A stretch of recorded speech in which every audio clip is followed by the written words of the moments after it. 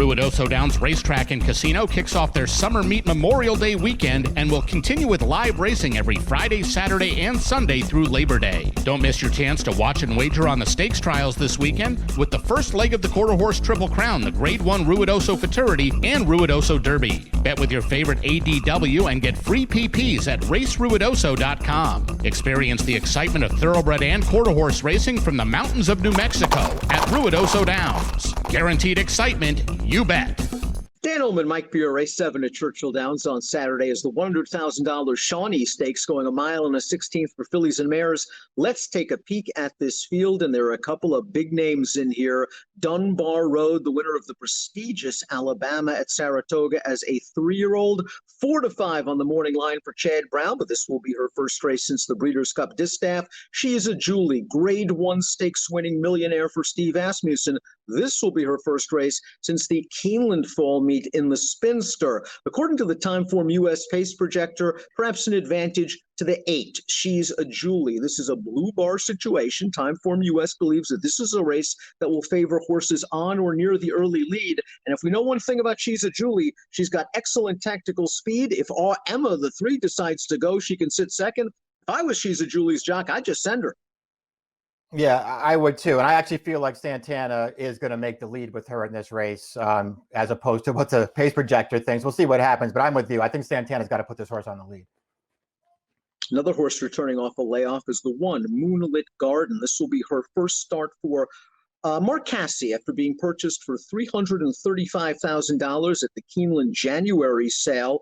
This horse was 4th last time out at the fairgrounds. The 3rd place horse came back to win a state-bred stake at Delta Downs with an 83 buyer. She's run well at Churchill Downs in the past, but she's facing a couple of tough customers, and she's going to have to do it off the bench.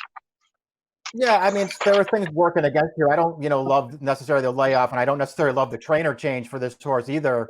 But she's got some races that would give her a chance. And if she doesn't win that often, she's probably going to need to somehow find a way to run a new top to beat this field. Could be a good trip coming for her, though, from the rail. Chocolate Kisses, the number 2, won the Grade 3 Honeybee last year when she got a very fast pace to rally into. And as you see from the pace projector, doesn't look like that's going to be the case here. She made her seasonal debut on turf. She ran okay. 2 starts back in the Indiana Oaks. She was 3rd to a very nice filly in Street Band, who came back to run 3rd in the Alabama with a 90, then won the Cotillion with a 99 buyer speed figure. But Chocolate Kisses is a 1-run closer. She's going to need some help up front, and I'm not sure she's going to get it. Yeah, she's okay on turf and dirt, but it's really her running style that works against her in this race. This race does not set up well at all for her. And then when you add in the fact that she has to really improve to beat this field.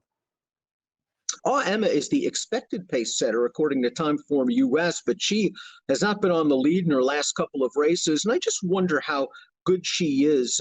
88 buyers in her last 2 races, no match for some top competition in the Apple Blossom last time out. I think she might be a cut below. Certainly, if she can work out the trip that Timeform US is projecting, it would help her chances. I have questions about how good she is as well, Dan. I'm also just sort of concerned. Obviously, you don't want to be too hard on her for the Azeri when she lost her rider, but she lost her rider because she reared up at the start.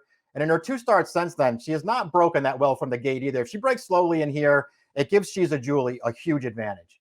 The number 4 is the 4-5 morning line favorite, Dunbar Road, who swept through the Mother Goose in the Alabama last year. Tried older horses in the Spinster, ended up down inside, ran an okay 3rd that day, finishing ahead of She's a Julie. And then last time out in the Breeders' Cup Distaff, I thought she ran a sneaky good race. Yes, she had a fast pace to run into, but Jose Ortiz had her down inside and was trying to get her out from the 3/8 pole till about mid-stretch, and had no success. And by the time Dunbar Road got out, the race was all but over. Blue Prize and Midnight Bizou were far away from her. She ran on well at the end. She galloped out nicely. I think she's going to have a really good year for Chad Brown. It's all about how sharp she's going to be off of this layoff and whether you want to take a short price off the layoff. But she's way the horse to beat, in my opinion. Yeah, I agree with all that. I mean, she's just way in here. She's going to be a very short price. Maybe this is the spot if you wanted to take a shot against her. Maybe this is the spot to do it in. But I don't know, Dan. I just sort of expect her to be a real handful in here. Another broad would really appreciate a wet track. She has never won on fast going. She's 0 for 10 on fast dirt, 4 for 6 on wet. Last time out she caught a wet track. We'll take a look at that ladies handicap. They quickened up the pace, the middle part for another broad, and you're going to see her running on for third at the end. She's a nice, solid horse. She has a little bit of recency over the main favorites, but she's another, I think, that kind of might want a little bit more distance. And from an overall quality standpoint, she's facing a couple of grade 1 horses, and I'm not sure she's a grade 1 horse. Yeah, I'm just not sure that she's good enough to beat a field like this one. Then she's certainly okay. I can't say that I'm her biggest fan. And like you, I do feel like probably longer distances are better for her. Todd Pletcher, formulator fact for another broad. Past 5 years, horses aged 4 and up, dirt routes off a 120 to 180 day layoff, 33% winners, a 221 ROI. Generally, you don't worry about Pletcher horses off layoffs. The number 6 is Vault, who reeled off 3 impressive performances against weaker competition to close out her 2019 campaign. She's raced once for her new connections, trainer Brad Cox as a 4-year-old down at Oaklawn Park last time out. And she was inside. Ricardo Santana Jr. tried to get her out turning for home. She was in between horses in the lane.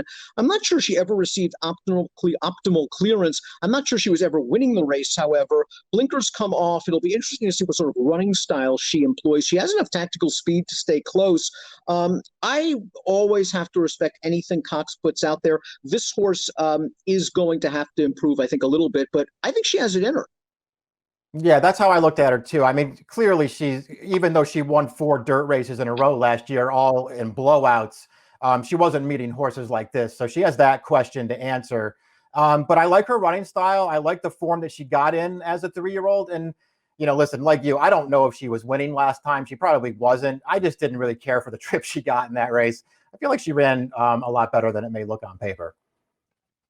Flower Party has some distance and class questions to answer. She has done most of her damage, in fact, the majority of her damage in her career on turf. Racing on dirt, 3 starts back in an off-the-turf race. She didn't do much. This is a tough spot for her. Yeah, right. I mean, even if you don't, want to hold the sloppy track off the turf race against her, I mean, what is there to recommend her out of that race? Her only run on dirt so far. She's just really hard to take.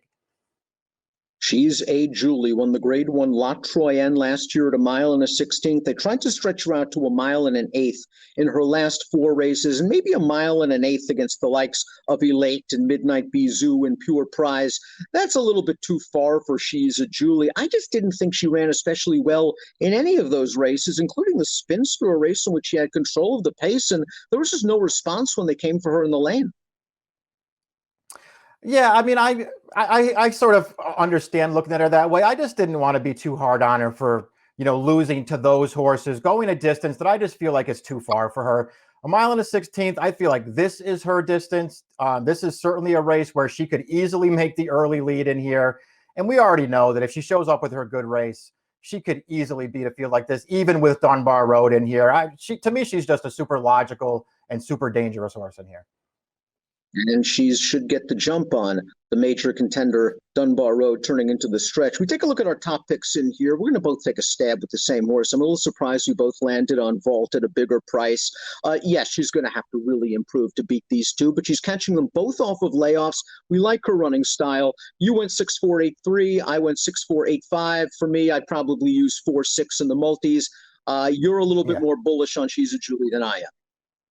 Yeah, we'll see what happens. I mean, I don't know if Vault can beat these two horses, Dan, but again, I respect her upside. I like the form that she got. I think she can get a good trip in here. And again, I didn't think she got a good trip off the layoff last time. Dunbar Road, She's a Julie. They return in the $100,000 Shawnee Stakes. We'll see if Vault is good enough to upset the apple cart. Approximate post time for race 7 at Churchill Downs on Saturday, 4:08 Eastern. Good luck.